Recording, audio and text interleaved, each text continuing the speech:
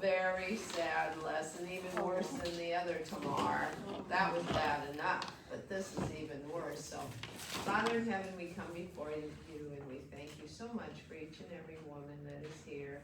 Help us all to learn what you'd have us to learn. Be with those that couldn't be with us. Keep them safe and help them get here the next time around. But I thank you for everybody and everything, and that help us all to get closer to you. And thank you most of all for Jesus and the resurrection that a couple weeks ago. We're so thankful for that, and that we'll all be communing in heaven together. In Jesus' name we pray, amen. All right, Tamar too. I'll probably say Tamar because it's so hard to say it right. Because that's so. And this is 2 Samuel 13 is where this whole sad story is. And Tamar means date tree or palm tree. Absalom means his father's peace. What a wrong name that was. And Amnon is faithful. Another wrong name. So usually they get it right, the names, but this was so far off. And the backstory to what happens in Samuel 13 is in 2 Samuel 12, where Nathan rebukes David because when David, the Israelites were at war, and spring is when the Israelites would go to war, and David should have been with his men at war, like Uriah.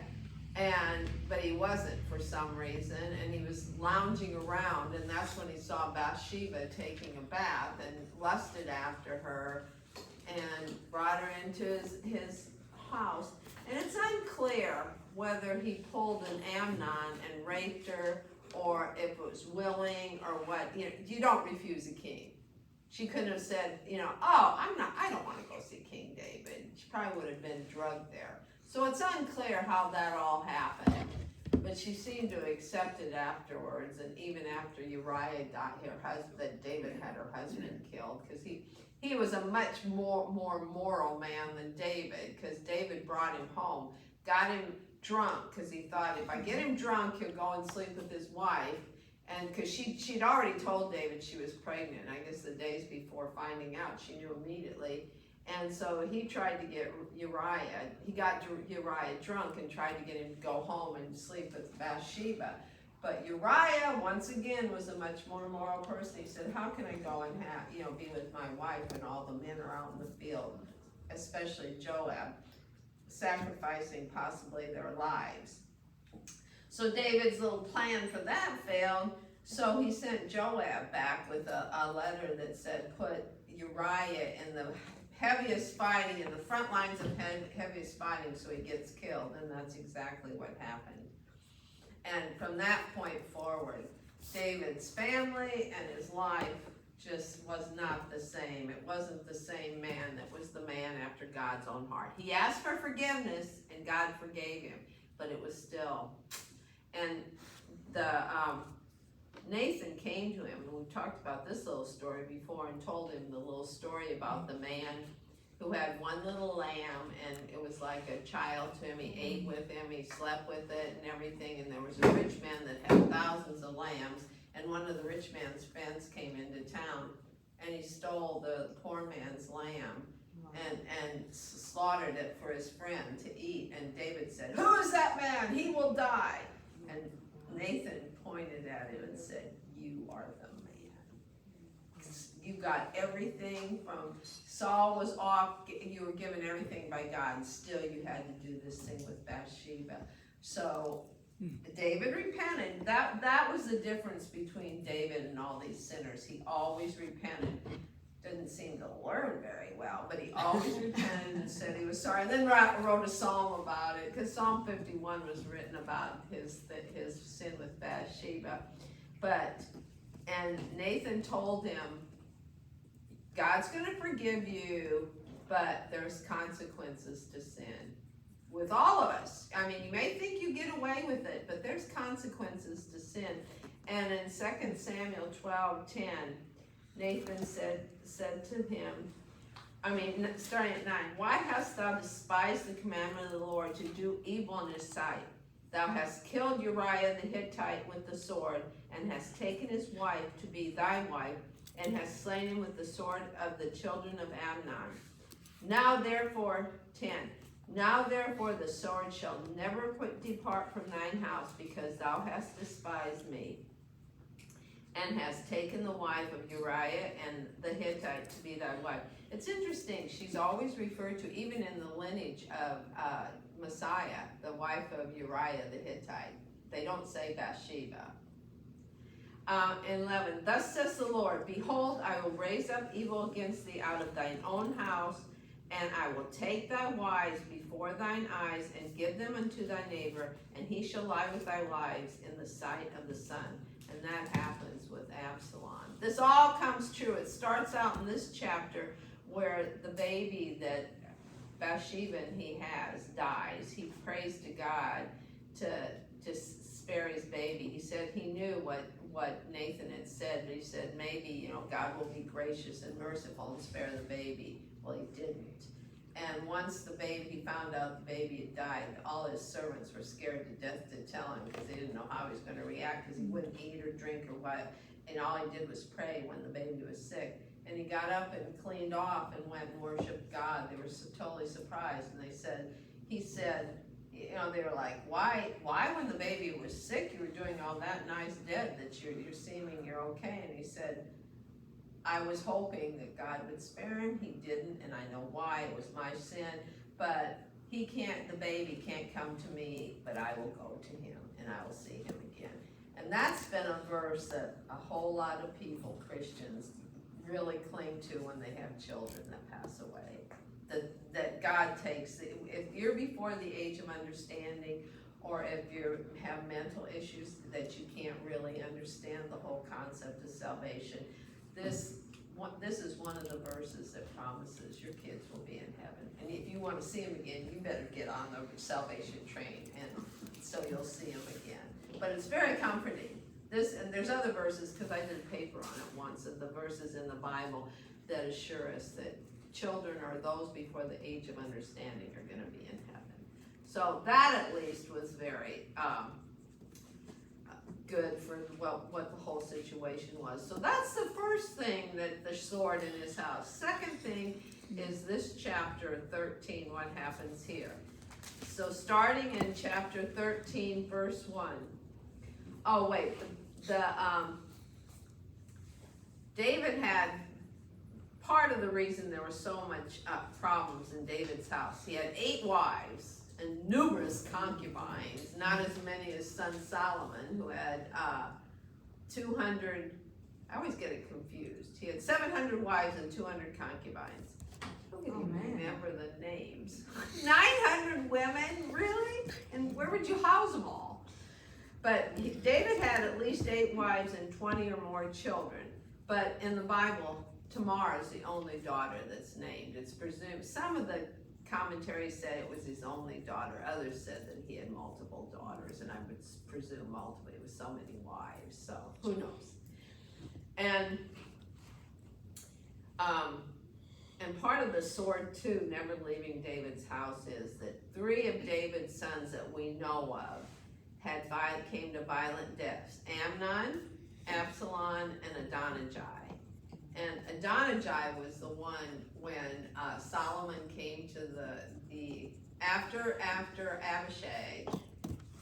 Abishag was with David when he got old to keep him warm and comfort him. And after David passed away, Adonijah was next up in line to be king in the birth order. But Solomon had already been confirmed king by David, that Solomon was the next king. But Adonijah asked Bathsheba to go to Solomon and ask for Abishag for his wife. And it's unclear whether Bathsheba knew what he was doing, because that was, if you had the king's women, Abishag was not David's wife, and it says in the Bible there was no sexual relations between them, but he was still considered his woman. And if you had the king's woman, it was like you were vying for the throne. And whether Bathsheba probably knew, who knows? And she went to Solomon, and Solomon said, He's trying to usurp me from the throne. What's wrong with you? And he brought Abishai to him and said, you know, I'm going to forgive you this time, but don't pull anything more. And Adonijah pulled something more, so Solomon had him killed. So, and the interesting thing is, it was all interfamily killings, except, well, Joab killed Absalom, but Absalom killed Amnon, and Solomon killed Adonijah. So this is just, the sword is just all over the place in David's house. So in 13:1, and it came to pass after this, and what after this is referring to is the whole Bathsheba and David affair, and Nathan kept coming and saying the sword's never going to leave your house.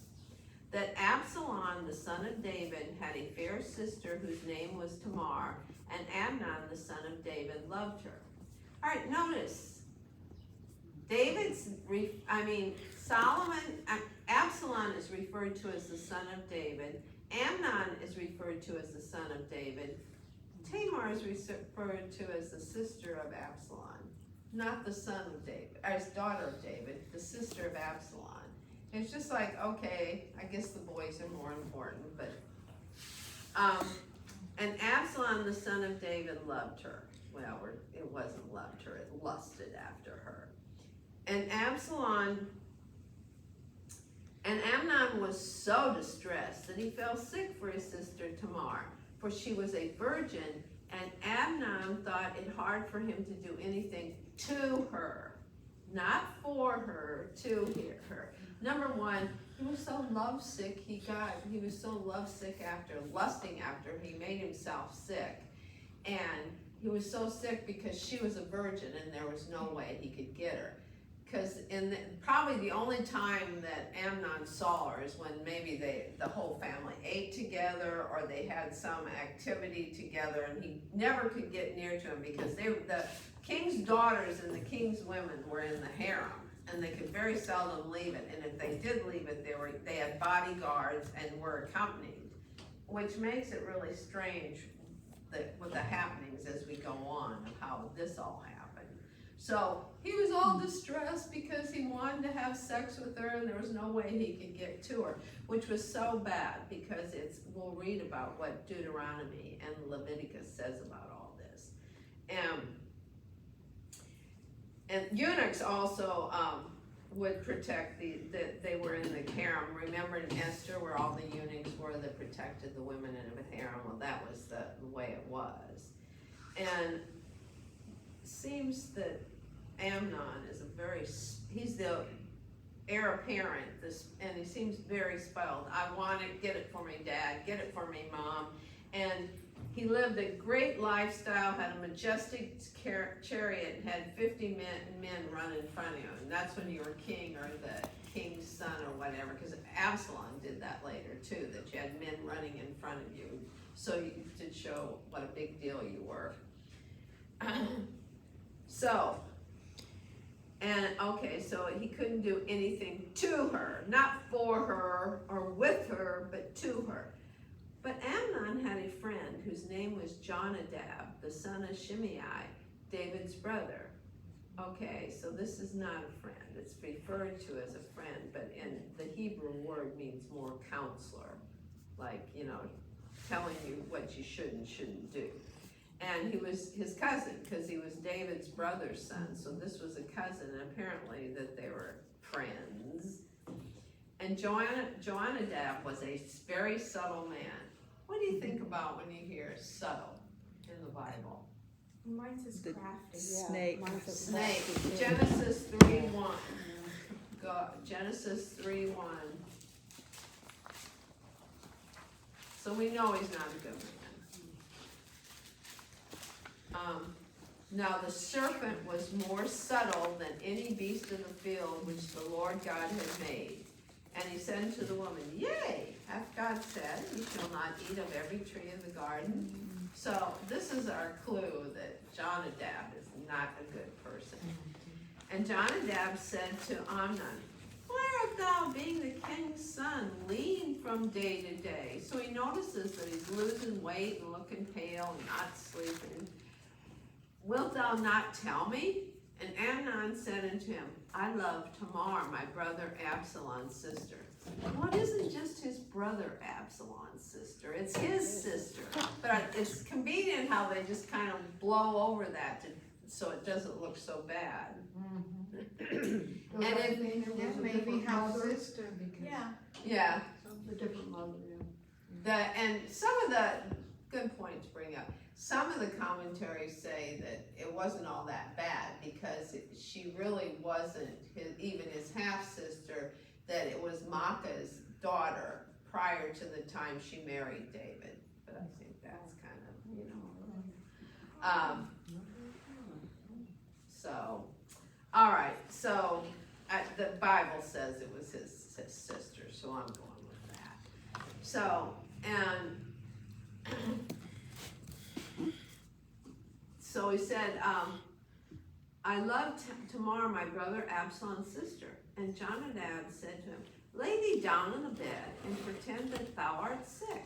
And when thy father cometh to see thee, say unto him, I pray thee, let my sister Tamar come and give me food, and prepare the food in my sight, that I may see it and eat it from her hand.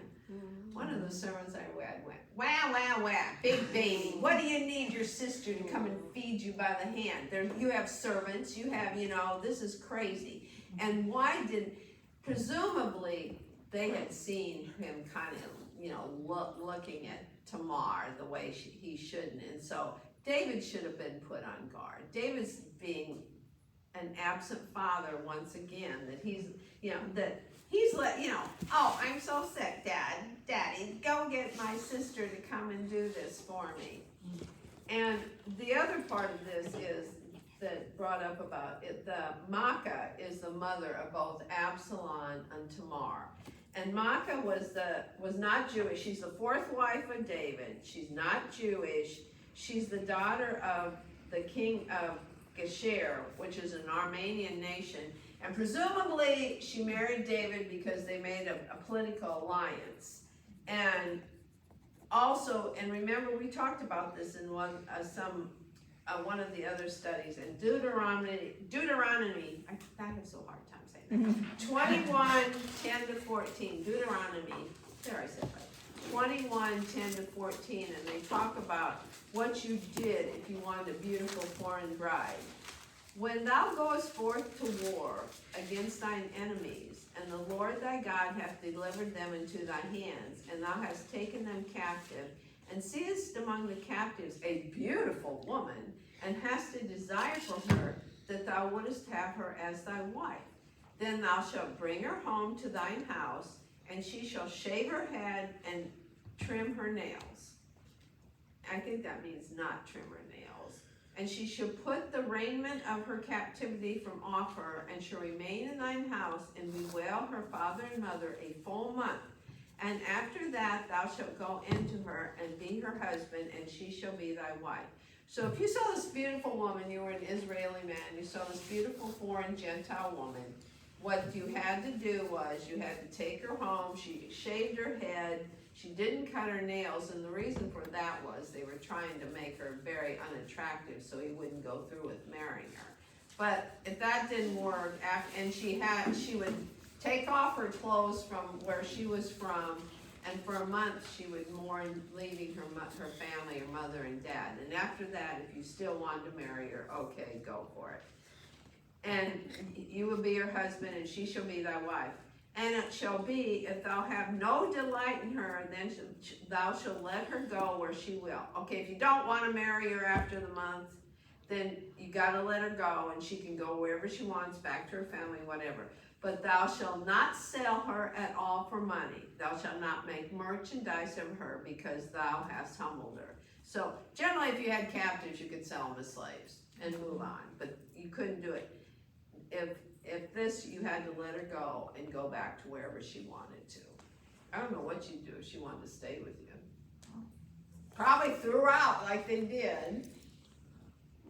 And the other thing about Maacah was she was a princess, because she was the daughter of the king of Geshur, and she was the other wives of David up to this point were just commoners, Abigail and hononym, however you say it. They were commoners, but she was a princess, and that gave Absalom and Tamar higher status, because they were the children of David the king and a princess, not just a commoner. But she was also very beautiful, obviously, because of the commentary about Absalom in the Bible. You'll find that he was the most beautiful man in all of Israel. There was, from the top of his head to the bottom of his toes, he was perfect. He was Mr. Model. And he was obviously very charming, and had a very warm personality that brought people to him, deceitful as could be, but very charming. So here we get back to 2 Samuel 13 in verse 6. So Ammon lay down and pretended that he was sick, and when the king was come to see him, Ammon said to the king, I pray thee, let Tamar, my sister, come and make me a couple of cakes in my sight, that I may eat at her hand. Then David sent home to Tamar, saying, Go now to thy brother Amnon's house and prepare a meal for him. Like I said, David should have had some inkling that something was up, and he should have made sure that Tamar was protected. But he was so enamored with his sons, apparently, and no discipline, and they got to do whatever they wanted to do. And Tamar was an innocent, a total innocent, doing exactly what her father told her to do, and was going to go help her sick brother. She didn't know how sick he was.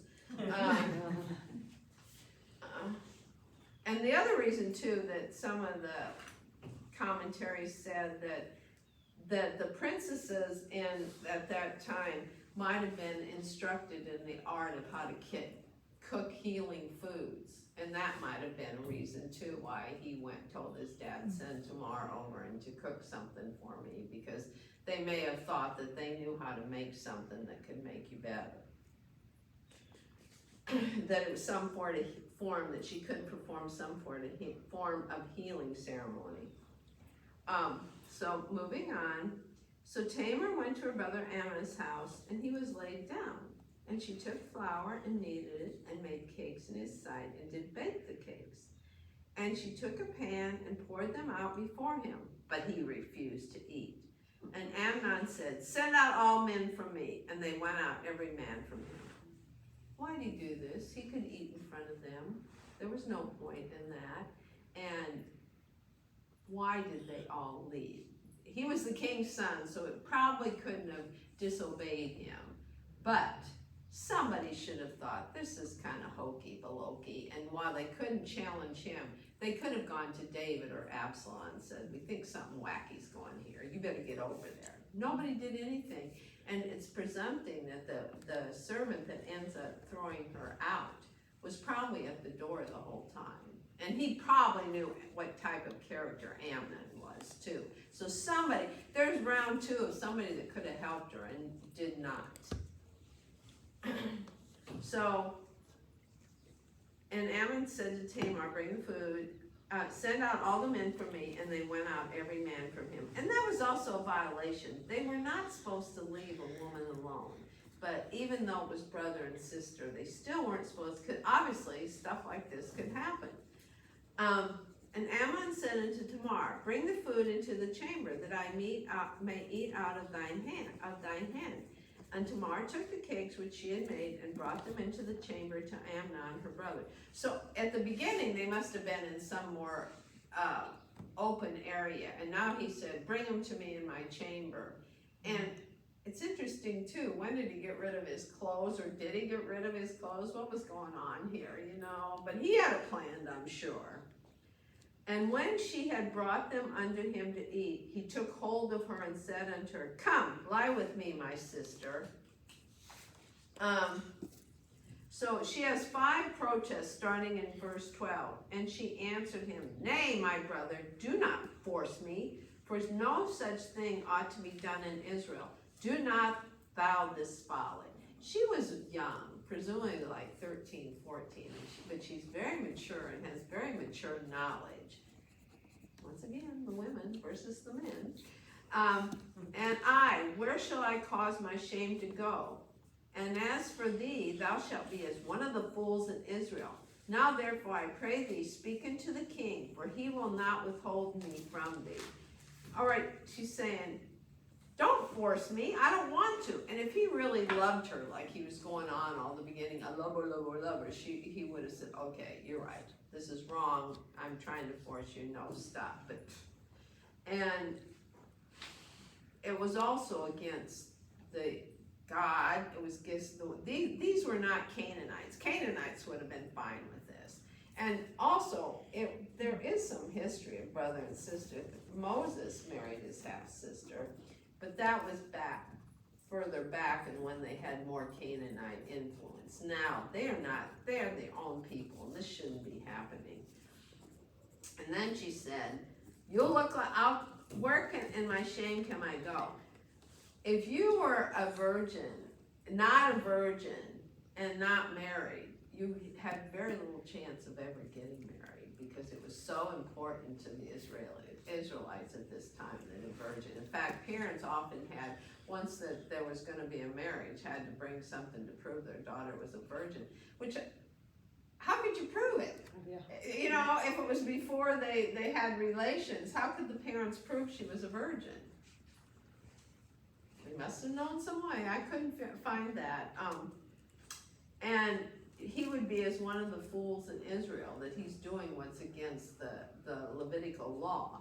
Speak unto the king, for he will not withhold me from thee. It was against we'll go read that. It was against the Levitical and Deuteronomy law that brothers and sisters could not marry. And so the commentator said, did she not know the law? She knew the law. She knew, and she was trying to buy time to see maybe she could back him off, you know, because this was desperate now. He's stronger, he's bigger, and he's, you know, pushing on forward. And if you go to Deuteronomy 22, 28, and 29.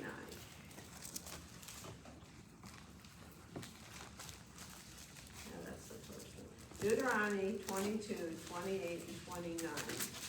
And what that says is, if a man find a damsel who is a virgin, who is not betrothed, which this would describe Tamar, and lay hold on her and lie with her, and they be found, then the man who lay with her shall give unto the damsel's father 50 shekels of silver, and she shall be his wife, because he hath humbled her, he may not put her away all his days. So by Levitical law, what he did now, he would have to pay David 50 shekels and marry Tamar and could never put her away. But we just kind of blew that off. And Deuteronomy, same 27, a little bit to your right, 22 says, Deuteronomy, cursed be he who lieth with his sister, the daughter of his father or the daughter of his mother. And all the people shall say amen. So Amnon's cursed. Number one, he didn't do by what he should have done. He's also cursed. And well, it's against to Mary's sister, but all the commentaries seem to think that David would have blown that off and said, okay, you know, because of the situation, we're just going to kind of forget that law and let you get married. And in Leviticus, go back, Leviticus 18, before Numbers, Leviticus 18, at 6, it says,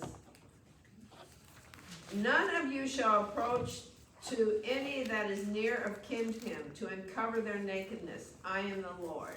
Okay, 18:9. The nakedness of thy sister, the daughter of thy father, or daughter of thy mother, whether she be born at home or born abroad, even their nakedness thou shalt not uncover. And 18:11. The nakedness of thy father's wife's daughter, begotten of thy father, she is thy sister, and thou shalt not uncover her nakedness. So it was absolutely forbidden that this brother-sister thing be going on. But, and then Leviticus 20:17, a little bit to the left. And this is what should happen. the first one said you should give the father 50 shekels and marry, and you can never divorce her. And if a man shall take his sister, his father's daughter, or his mother's daughter, and see her nakedness, and she see his nakedness, it is a wicked thing, that they shall be cut off in the sight of their people. He hath uncovered his sister's nakedness, he shall bear his iniquity. Cut off generally means to you either thrown out and not allowed back into the assembly, or killed. So, and for what he did, he could have been killed. But, one of the commentators said one of the reasons that David did nothing was because there was no judicial way he could have, because there were no witnesses. It was just Tamar and Amnon, and there was no witnesses to prove what he had done. But it's pretty apparent when you go through. So once there's back to 13. 15. 14, I'm sorry. Speak unto the king, for he will not withhold me from thee. 14, howbeit he would not hearken unto her voice, but being stronger than she, forced her and lay with her. So his lust had just overtaken it. He wasn't listening to reason, he wasn't listening to anything. He just wanted to have sex with her. Then, right after that, then Amnon hated her exceedingly, so that the hatred with which he hated her was greater than the love with which he had loved her. He never loved her. And Amnon said to her, arise, be gone. Isn't that lovely? Wow.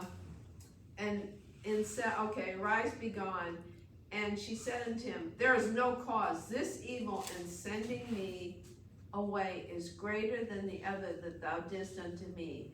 But he would not hearken unto her. And a lot of modern people will say, how could sending you away? Most women would just want to run away and get away from him. But she knew that once that her virginity had been taken, it was so unlikely she was ever going to be married and have children. And that was such a scandalous thing in Israel if you didn't have children. And also that obviously this place was a gossip mill, and everybody would find out what had happened. And then, this guy's just despicable. Then he called his servant that ministered unto him, said, and put now this woman out from me, and bolt the door afterwards. Wow. And he really didn't say woman, from what the things that I read. He said, put now this out from me. He didn't even call her a woman, he just said this. Wow. And bolt the door afterwards. So throw her out and bolt the door. And and this is the Talmud, we always get these interesting stories from the Talmud. It says Amnon hated her so much because as he raped her, she tied one of her hairs around his penis and used it to castrate him. Oh. One can only hope that was it, but I don't think so. But and we know why it was so much worse, because it was so horrible when it already happened. But now it was going to get even worse for her.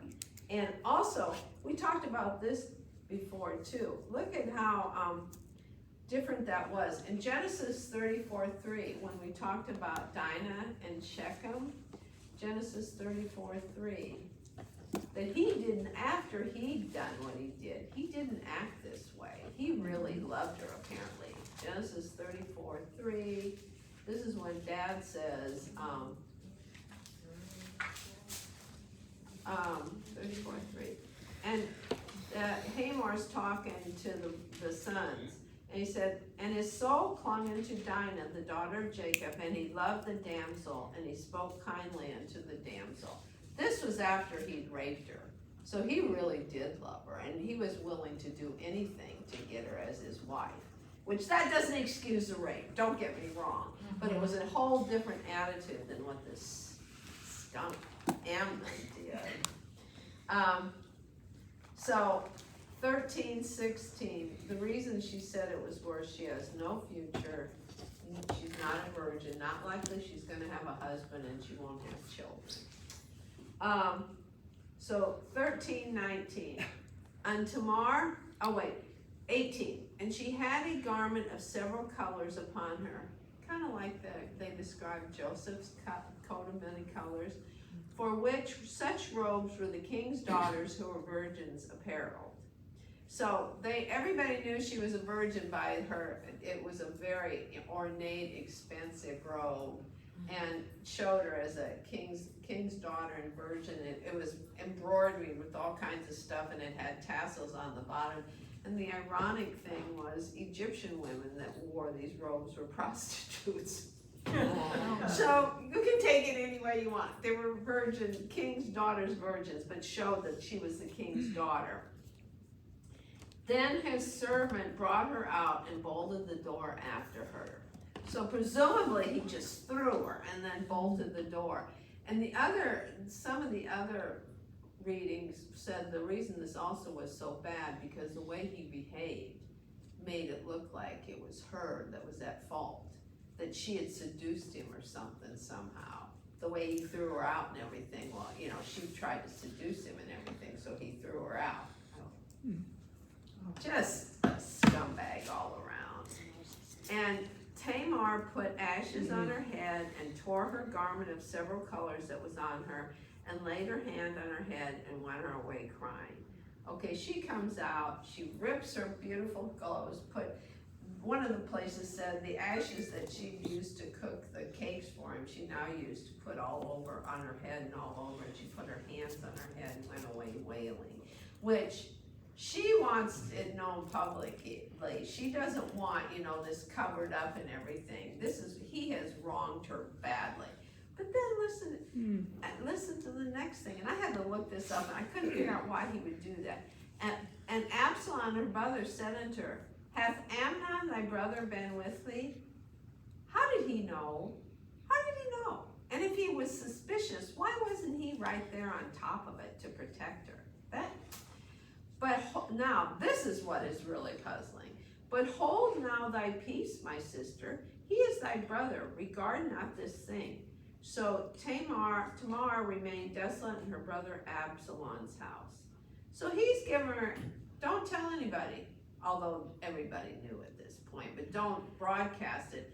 And the reading said because he didn't want his family to be further, looked down upon, it would be a bad thing for his family. And then we got to do it with King David. But when King David heard of these things, he was very angry. That was it. He was very angry. It stopped there. He didn't do anything to Amnon. It doesn't even say like he called him in and said, you got to make things right. And Absalom spoken to his brother Amnon, neither good nor bad.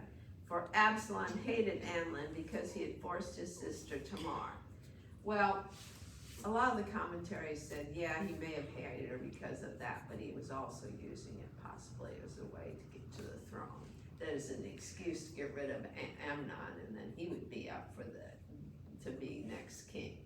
But just the way, you're not going to say anything, it's your brother. So she goes to his house and is a desolate woman, and that's interpreted as lonely and forsaken.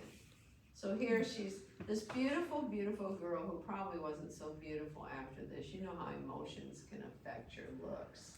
And stuck in Absalom's house. And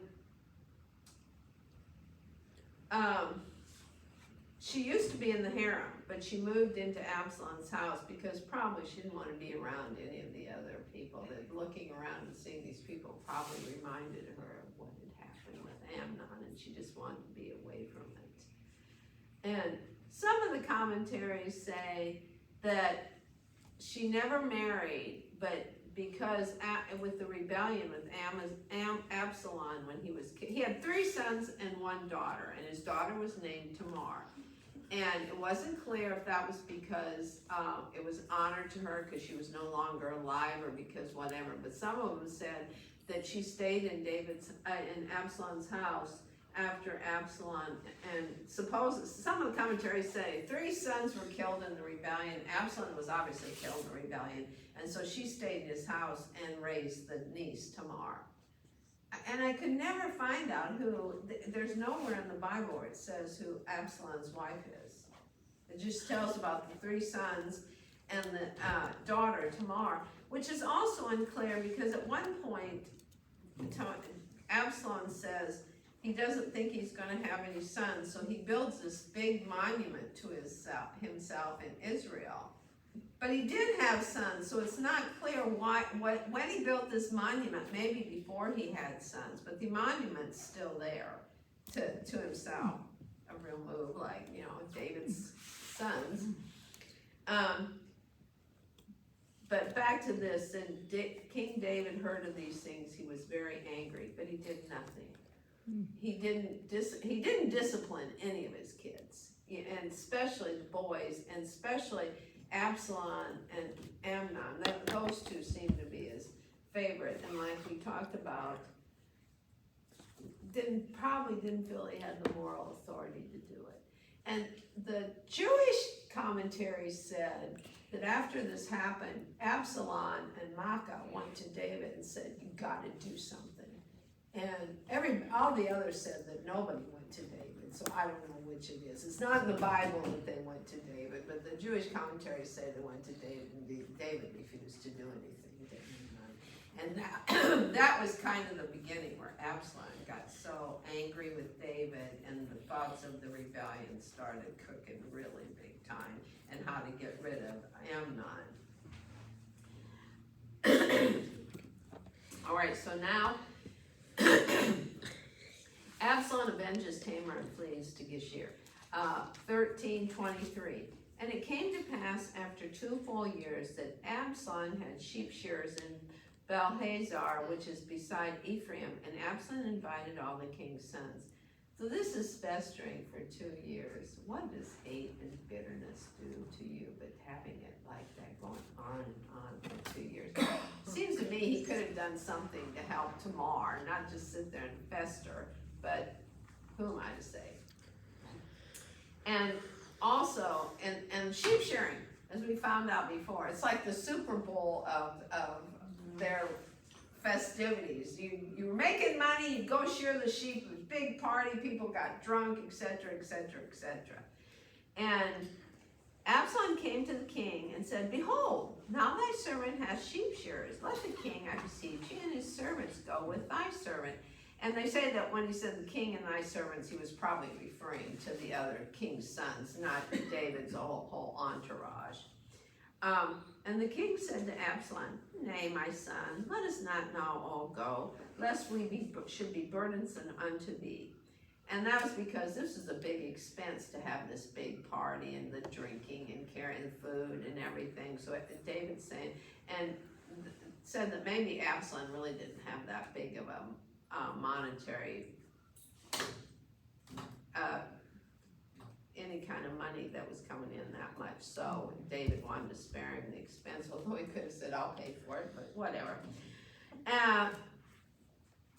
So he said, and the king said to Absalom, "Nay, my son, let us not now all go, lest we be burdensome unto thee." And he pressed him, howbeit he would not go, but blessed him. So here we are, Absalom's pressing him, just like Amnon did, and we'll see. Then said Absalom, "If not, I pray thee, let my brother Amnon go with us." And the king said unto him, "Why should he go with thee?" So there's some indication that David knows, that they don't, because where it says up that he said neither good nor evil to Amnon during those 2 years. Some of the commentaries said they didn't speak at all. And some said that he was very, kind, happy-bappy with him because he didn't want him to know what he was planning. So he's playing it off like, it's over, I'm going to be friends with you.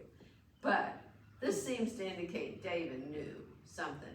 And once again, but Absalom pressed him so that he let Amnon and all the king's sons go with him. Absalom got his way, just like Amnon. And if he knew, why didn't he say, "Take the other sons, but you're not taking Amnon's son"?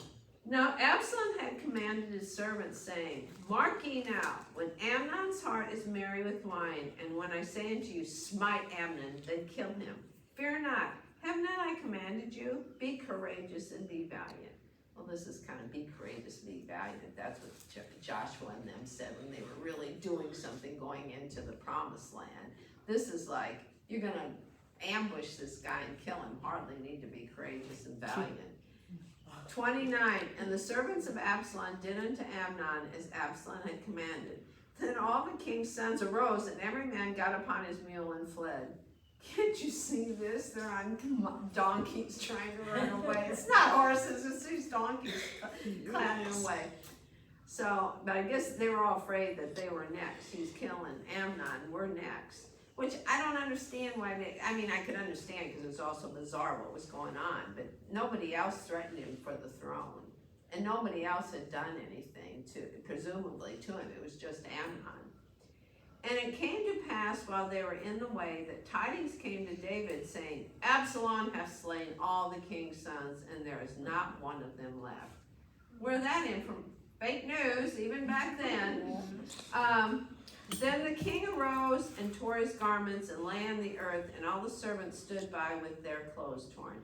Now, isn't it amazing how he reacted to that versus how he reacted to Tamar? I mean, her life was over too, basically, from what happened to her. She wasn't dead, but her life was over. And here, the skunk Amnon's dead, which he shouldn't have been dead. Absalom did not have the moral authority to do what he did, but still, now David's tearing his clothes and laying on the ground, blah, blah, blah. And Jonadab, the son of Shimei, so here we have this skunk back in the picture. David's brother answered and said, let not my lord suppose that they have slain all the young men, the king's sons, for Amnon only is dead. For by the appointment of Absalom, this hath been determined from the day that he forced his sister Tamar. Jonadab knew what was going on, and a lot of the commentaries said he probably knew what Absalom's plan was. And he didn't tell Amnon, I wasn't his friend anymore, I guess, and didn't tell David. But the way this is written presumes he knew what was going to happen. And he obviously knew that Absalom was festering over what had happened to Tamar 2 years before that. 33, now therefore let not my lord the king take the thing to his heart to think that all the king's sons are dead, for only Amnon is dead. Okay, just one of them went down. But Absalom fled, and the young men who kept watch lifted up their eyes and looked, and behold, there came many people by the way of the hillside behind him. And Jonadab said unto the king, behold, the king's sons come, as thy servant said, so it is. Told you so, all your sons aren't dead. This guy was. And it came to pass, as soon as he had ceased speaking, that behold, the king's sons came and lifted up their voice and wept, and the king also, and all the servants wept a great deal. The contrast between the way everybody's reaction is to this, which is bad, don't get me wrong, killing Amnon was bad, but Amnon never repented, and so we know where Amnon is right now. But still, the response to Amnon and the response which Tamar got nothing. Okay, I'm angry, let's move on.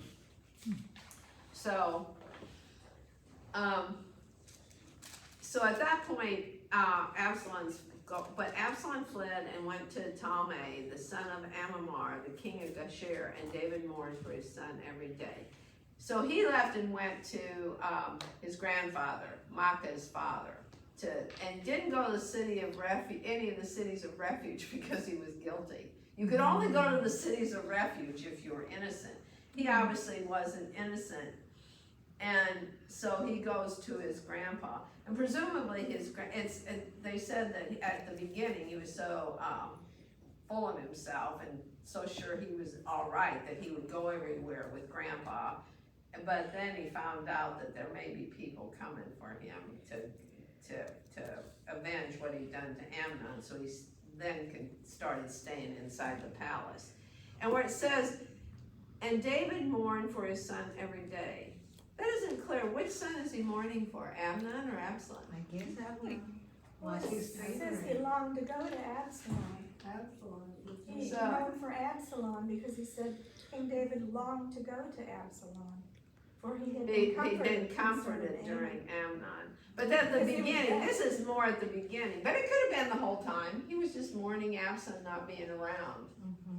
So, cause he was the prince's son. All right, this also, the commentators made the comparison to what David did with Bathsheba and how he applied Uriah,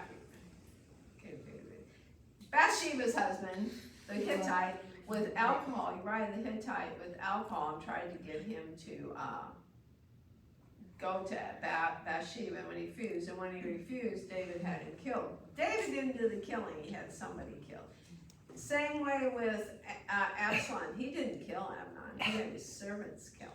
And the alcohol, when he gets married with alcohol, get on him and kill him. It's kind of the, like father, like son. Amnon was like David, putting himself on women, thinking he'd do whatever he wanted, and now Absalom killing Amnon. So, what happened to Tamar?